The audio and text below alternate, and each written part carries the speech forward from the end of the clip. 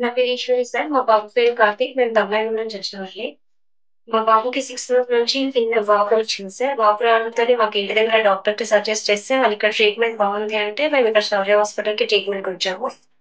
వచ్చాక sir sir OP చూసారు sir. చూసేసి సర్జరీ చేయాలి అని చెప్పారు. హెర్నియా అనేసి.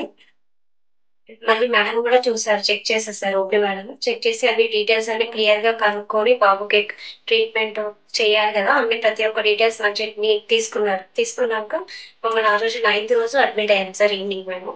అడ్మిట్ అయ్యాక ఆ రోజు నైట్ కూడా సిస్టర్స్ అయితే కేరింగ్ ఉంది హాస్పిటల్‌లో. మంచి ట్రీట్‌మెంట్ టైమ్ టు టైమ్ సెలన్ అయిపోయిందా లేదా బీపీ చెక్ అని, ఫీవర్ చెక్ అని చేశారు.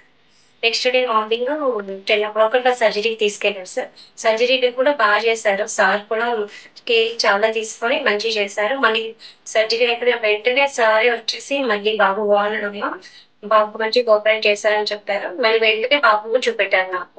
మళ్ళీ తర్వాత ఐసీయూలో కూడా నాకు 1 అవర్, 1 అవర్‌కి మాకు చూపించారు బాబుని. తర్వాత మళ్ళీ రూమ్‌కి షిఫ్ట్ చేశారు 6 అవర్స్ తర్వాత. మళ్ళీ ఈవినింగ్ కూడా సార్ వచ్చేసి చూసి ఎళ్లారు. మళ్ళీ మార్నింగ్ కూడా వచ్చి చూసుకొని ఎళ్లారు సార్. మళ్ళీ కేరింగ్ అయితే చాలా బాగుంది సార్. టైమ్ టు టైమ్ నర్సులు కానీ, మేడమ్స్ అందరూ వచ్చి చెక్ చేసి వెళ్తున్నారు. చాలా చూస్తున్నారు. మా ఫ్రెండ్స్‌కి కూడా సజెస్ట్ చేయాలి.